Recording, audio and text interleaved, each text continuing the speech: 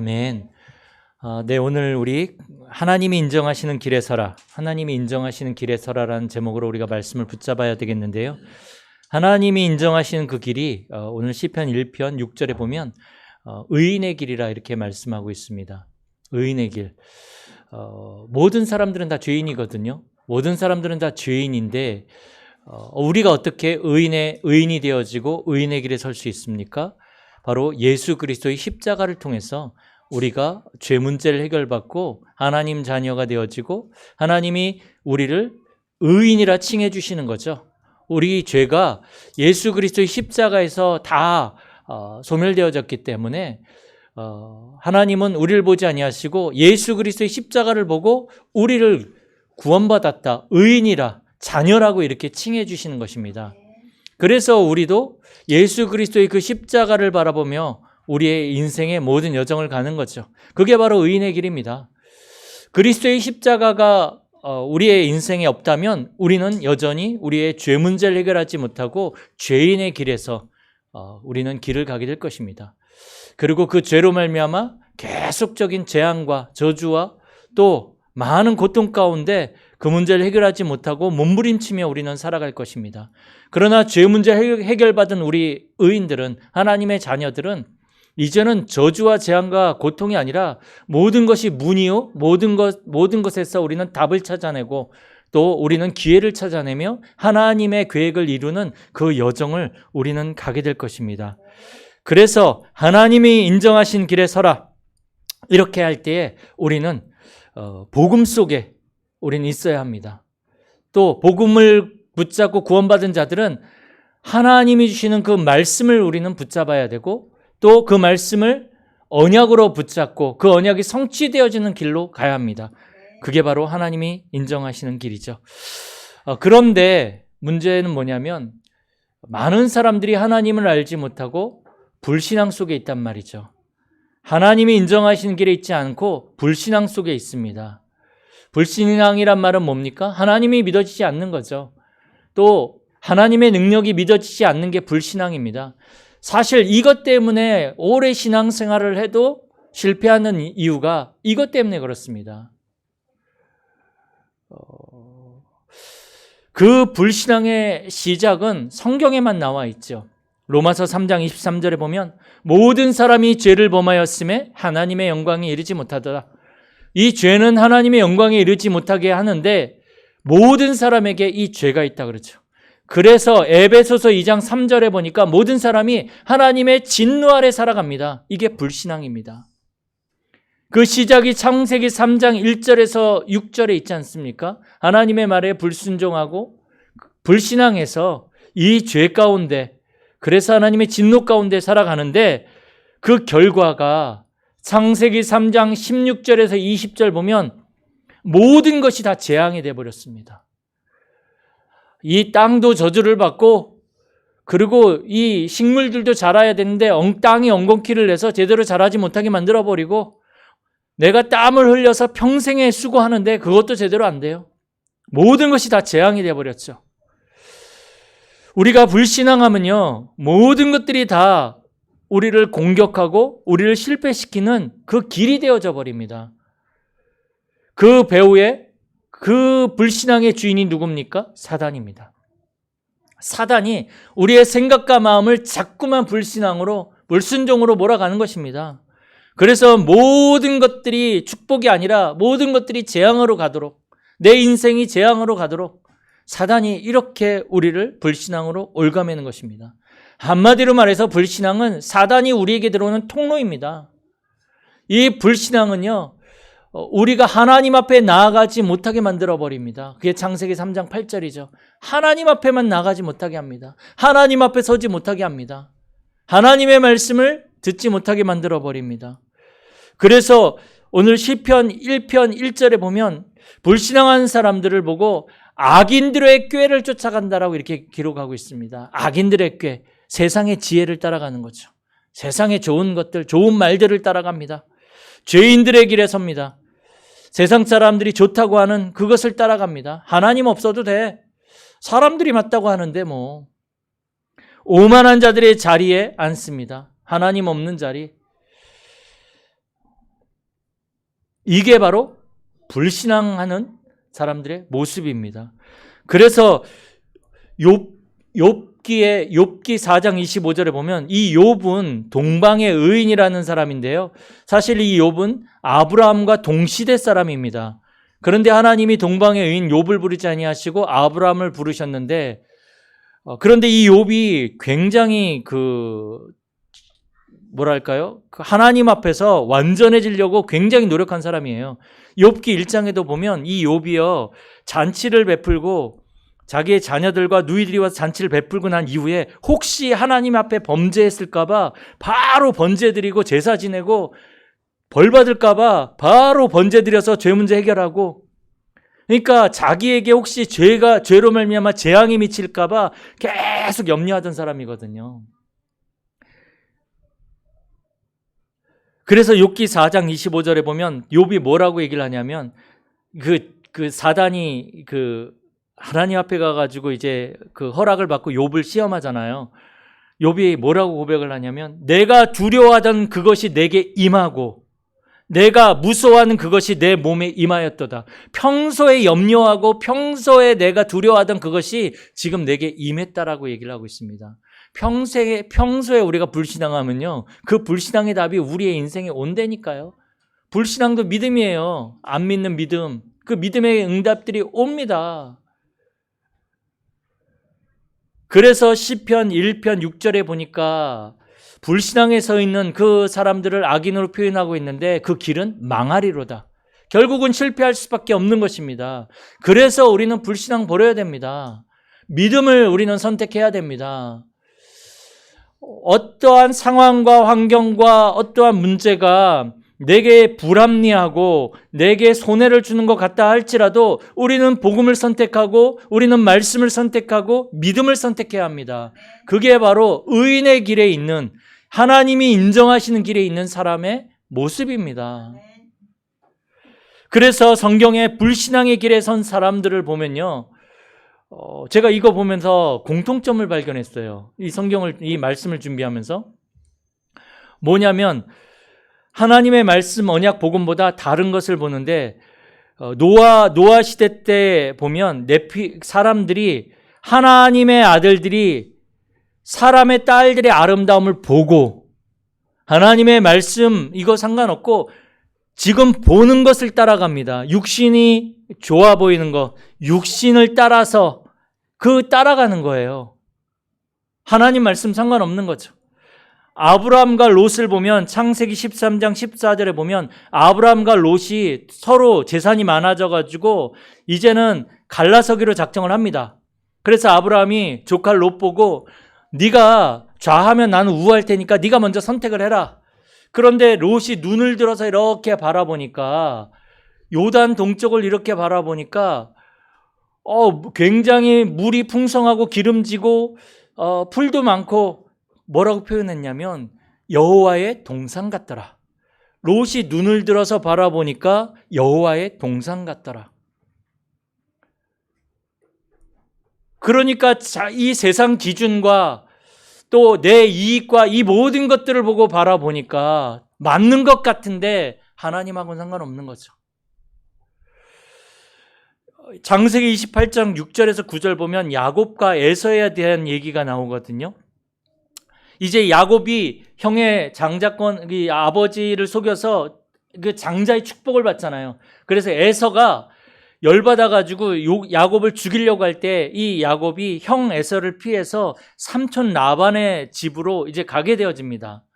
그런데 가기 전에 이 아버지 이삭이 야곱을 축복하는데, 창세기 28장 6절에서 9절에 보면 뭐라고 기록됐냐면, 에서가 본즉 이삭이 야곱에게 축복하고 그를 밧담 아람으로 보내어 거기서 아내를 맞이하게 하였고, 또 그에게 축복하고 명하기를 너는 가나안 사람의 딸 중에서 아내를 맞이하지 말라 하였고, 또 야곱이 부모의 명을 따라 밧담 아람으로 갔으며, 에서가 또 본즉 가나안 사람의 딸들이 그의 아버지 이삭을 기쁘게 하지 못하는지라. 이에 에서가 이스마엘에게 가서 그 본처들 외에 아브라함의 아들 이스마엘의 딸에서 아내를 취하였더라.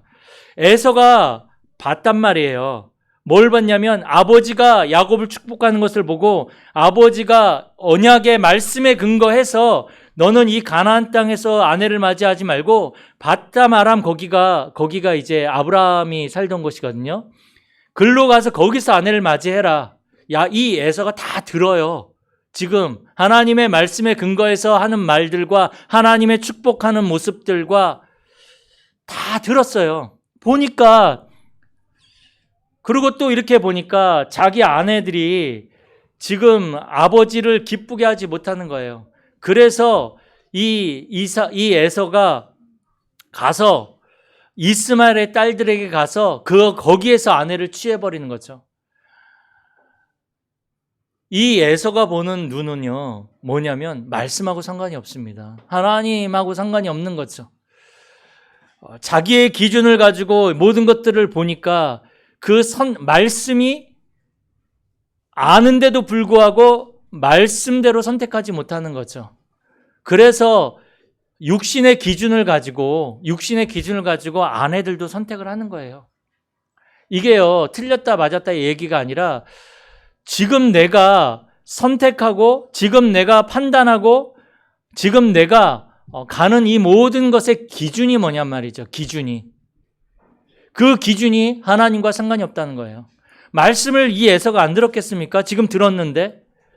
언약을 안 들었겠습니까? 그런데 이 에서는 자기가 지금 눈에 보고 듣고 이게 더 중요하단 말이죠. 그게 불신앙의 길에 선 사람들의 모습이라고 성경은 분명히 말하고 있습니다. 그게 세상적으로 틀린 선택이 아니에요. 그런데 하나님이 보시기에는 그건 불신앙의 길에 서 있다라고 말씀하는 거죠. 모세와 이스라엘 보십시오. 가데스 바네아에서 정탐꾼을 보내고 거기에서 이 12명의 정탐꾼을 이제 가나안 땅에 보냈는데, 그런데 10명의 정탐꾼들이 가서 보고서 사실을 얘기를 합니다. 거기에 보니까 거인 족속들이 있고 우리가 보니까 우리는 그들의 밥이다. 우리는 그들을 절대로 이길 수 없다. 그걸 벌벌벌 떱니다. 그런데 여호사와 갈렙, 모세는 언약에 근거해서 뭐라고 얘기를 합니까?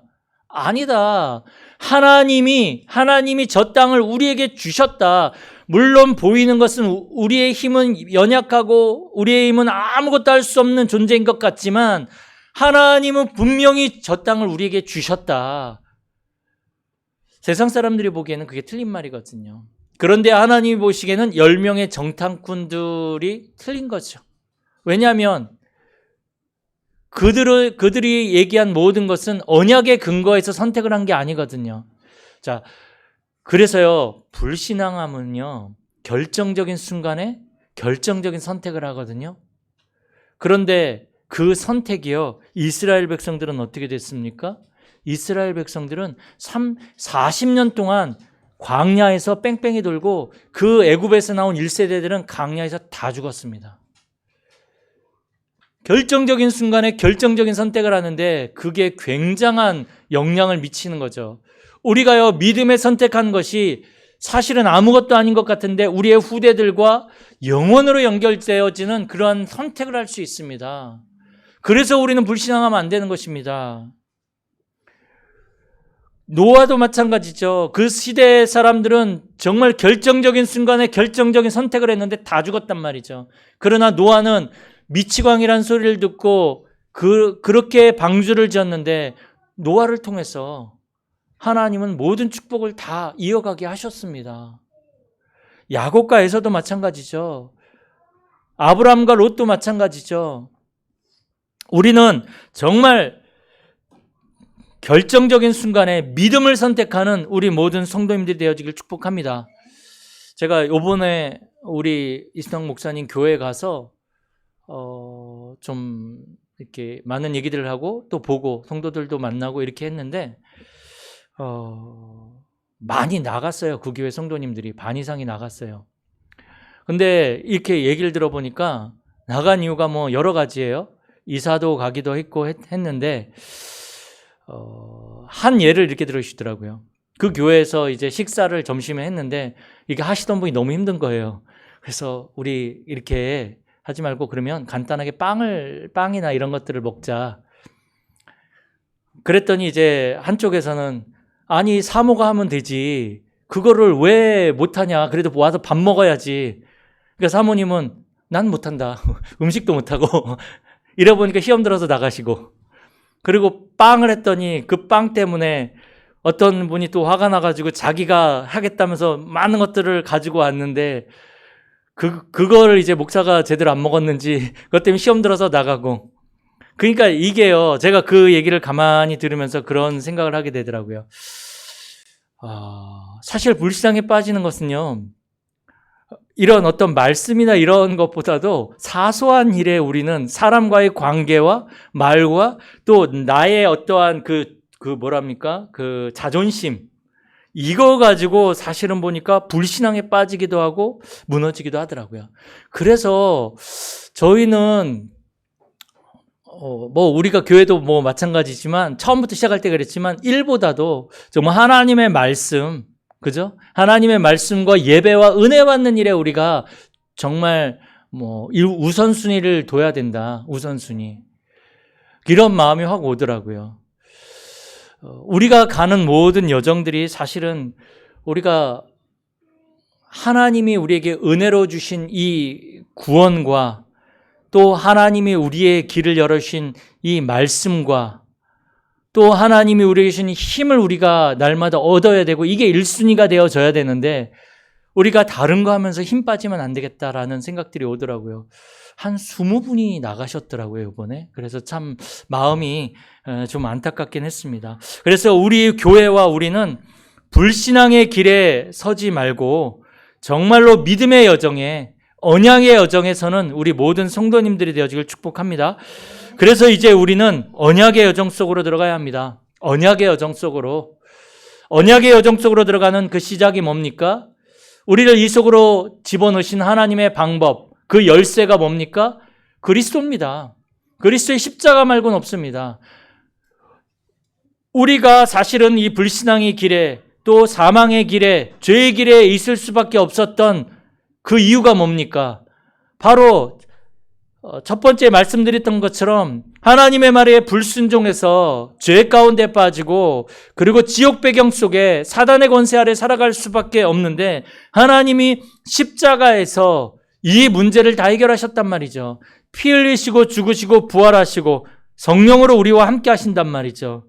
이 예수 그리스도가 사실은 우리 인생의 진짜 시작이고 언약의 여정의 시작입니다.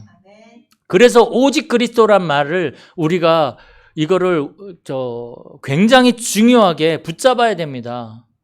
모든 신앙생활의 시작이요.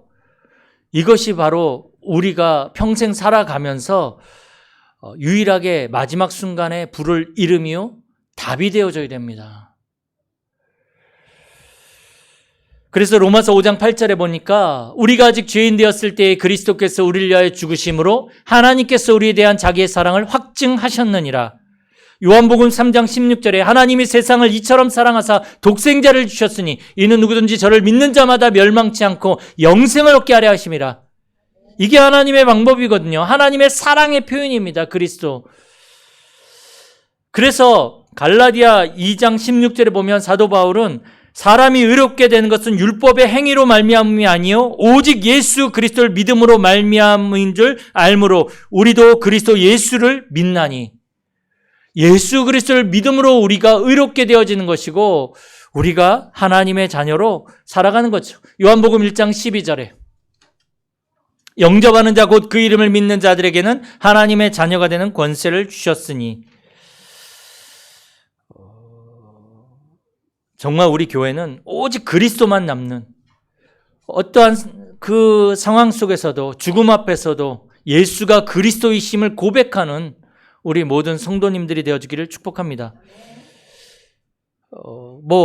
사실은 그 은혜가 있다면 저희 교회는 우리 빵 먹어봤잖아요. 그래도 시험 드시는 분 없더라고요. 정말로 그 고백이 되어지면 빵을 먹어도 괜찮고 그렇지 않습니까? 밥을 안 먹어도 괜찮고 근데 먹는 게 더 좋긴 하더라고요. 그래서 정말로 우리는 그리스도를 붙잡고 이제 언약의 여정 속으로 들어가야 되는데 언약의 여정 속으로 들어갔을 때 히브리서 8장 10절에 보니까 이제는 하나님이 우리의 생각과 마음에 언약을 기록한다 그랬습니다.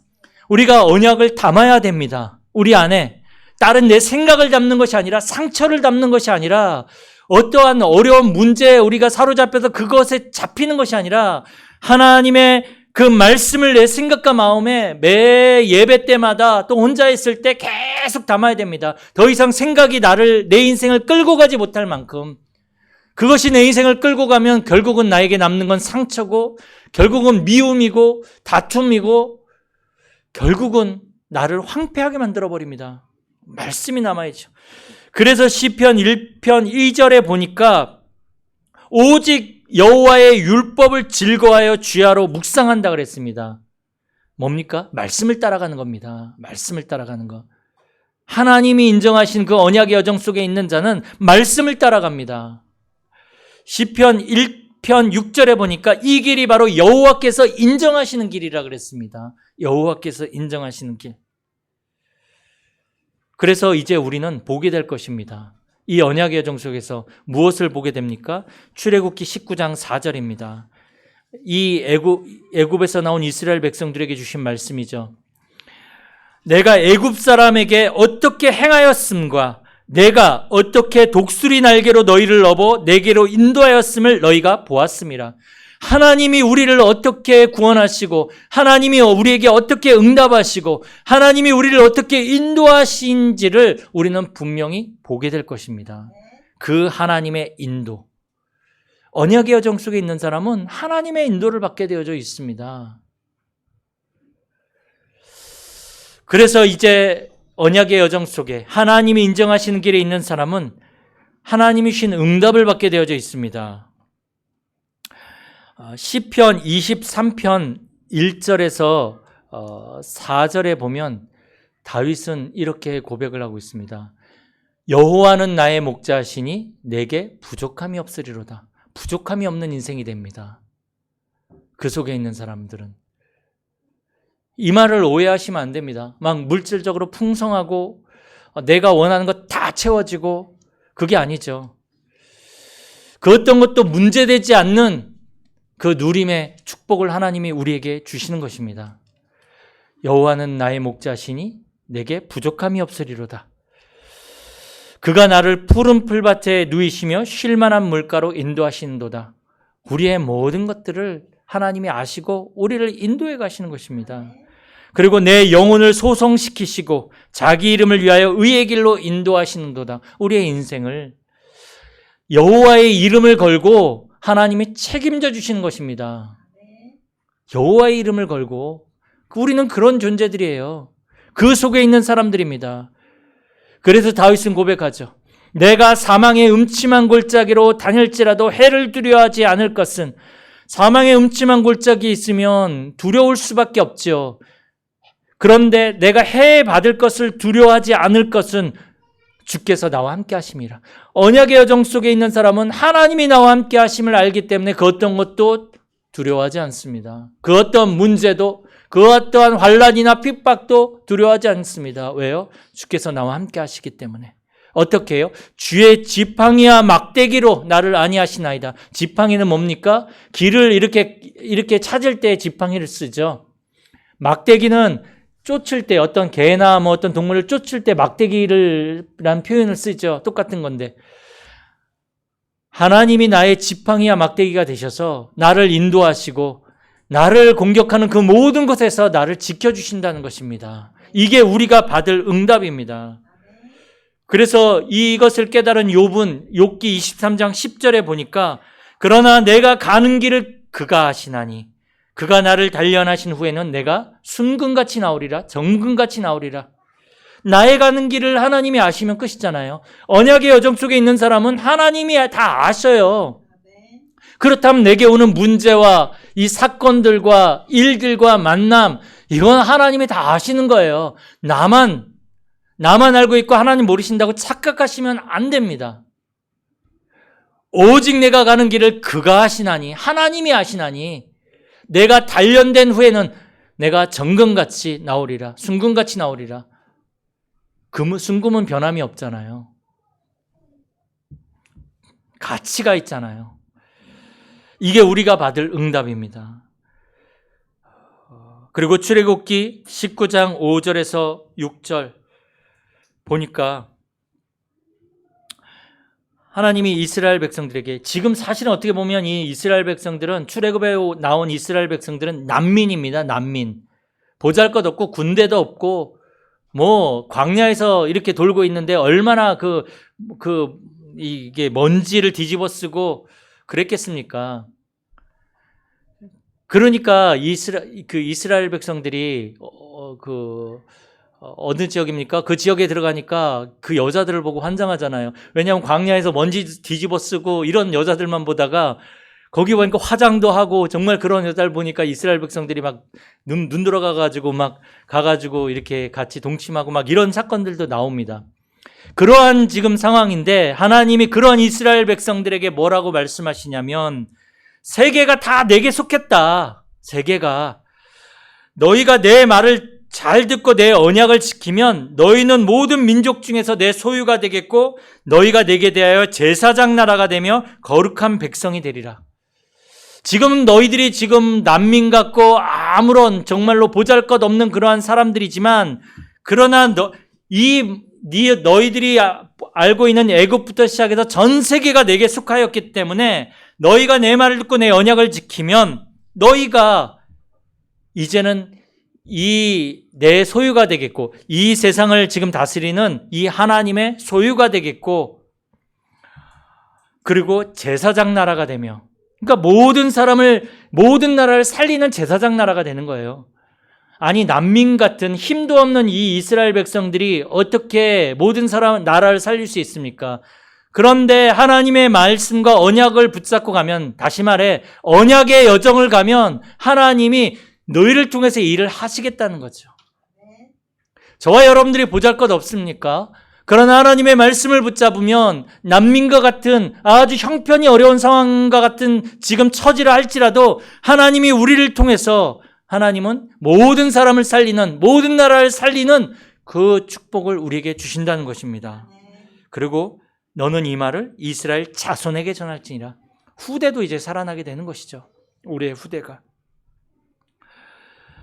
그래서 사도 바울은 고린도후서 5장 7절에서 9절 보면, 우리가 이 보배를 질그릇에 가졌으니 이는 심히 큰 능력은 하나님께 있고 우리에게 있지 함을 알게 하려 함이라. 우리가 사방으로 우겨싸움을 당하여도 쌓이지 아니하며 답답한 일을 당하여도 낙심하지 아니하며 거꾸러뜨림을 당하여도 망하지 아니하고, 이런 존재가 된 것입니다. 이런 존재가.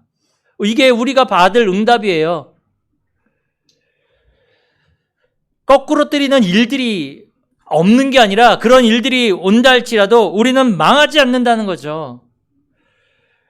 답답한 일을 당하는데 낙심하지 않는다는 거죠. 사방으로 우리가 우겨쌈을 당하고 힘든 일이 있다 할지라도 쌓이지 않는다는 거죠. 그 문제가, 그 어려움들이 나를 사로잡지 못한다는 거죠. 우리의 인생은 바로 이런 인생입니다. 이게 우리가 언약의 여정 속에서 받을 응답들입니다. 그리고 결국은 마지막 응답이 뭡니까? 마태복음 24장 14절 속에 우리가 있게 됩니다.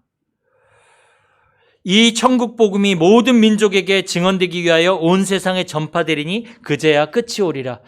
그 끝을 보고 가는 여정 속에 하나님은 우리를 이 속에 있게 하십니다. 모든 민족에게 복음이 전파되어진 그 하나님의 계획 속에 우리의 인생이 거기에 있게 하시는 거죠. 그래서 우리는 자꾸 2, 3, 7 나라 5천 종족 왜 얘기를 합니까? 우리가 그게 하나님의 계획이니까요. 하나님은 그 일을 우리를 통해서 하시겠다고 하시니까요.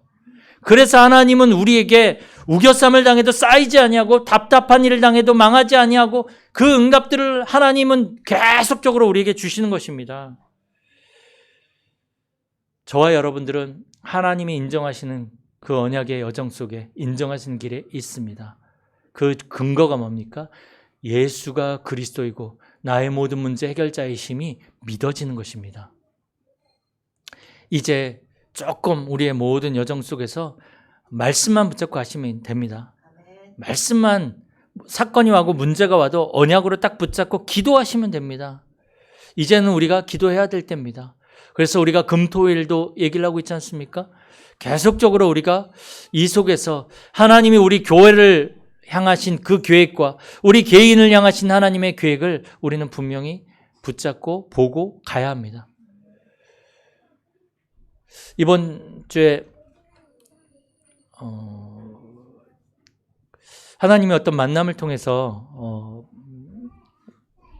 이제 보여주신 나라가 있는데 그 지금 몽골의 대사가 배 무슨 장로님인데 이분이 다락방을 하시던 분이셔요. 근데 나가셨는데 근데 저희 쪽에서 다 몽골 사역이 한 분이 없으니까 지금 이분이 굉장히 많은 그 NGO 그 좀 큰 NGO 단체도 지금 같이 하고 계시더라고요. 그러면서 NGO 단체에서 제자들을 막 키워가지고 지금 어떤 선교사님에게 이렇게 해주셔서 지금 뭐 선교를 하고 있어요. 근데 그 선교사님이 한 달은 몽골에 가 있고 한 달은 이제 한국 나와 있고 이러다 보니까 선교사님이 없으면 이 사람들이 예배를 안 드려요. 그런 상황 속에서 지금 이제 그 몽골이라는 나라가 지금 뭐 제대로 된 그게 없어서 그 장로님하고 연결이 되어져서 그 제자들을 아마도 저희에게 이제 좀 연결해서 그 몽골 사역의 그러한 시작이 되어질 것 같습니다. 뭐 제가 뭐 혼자 하는 게 아니고요. 저는 이제 거기다가 숟갈만 얹고 메시지만 이제 가서 또 아니면 온라인으로 전하게 되는 거죠. 그래서 우리가 가는 모든 여정 속에 사실은 우리가 어떻게 우리의 능력으로 양주 이 교회도 제대로 못 채우는데 할 수 있겠습니까? 근데 하나님이 하시면 작지만 전 세계를 살릴 수 있는 응답의 문들을 하나님이 열어주십니다. 제가 가만히 보니까요. 물론 이제 저희 교회 지금 뭐 재정이 보니까 다른 교회 한 뭐 10명, 20명 재정은 되는 것 같더라고요. 그만큼 이제 축복을 하시는 거죠. 아, 그래. 일당 100이면 되겠다 싶은 거예요. 하나님이 축복하시면 뭐 100사람이 하는 것보다 더 하나님이 크게 하실 수도 있다. 이런 마음이 오더라고요. 그래서 정말 이제 우리 교회는 이 하나님이 인정하시는 길, 이 언약의 여정 속에서 하나님이 우리에게만 주신 그 일들을 감당하며 그 응답을 누리며 이번 한 주간도 승리하시는 우리 모든 성도님들이 되어지길 축복합니다.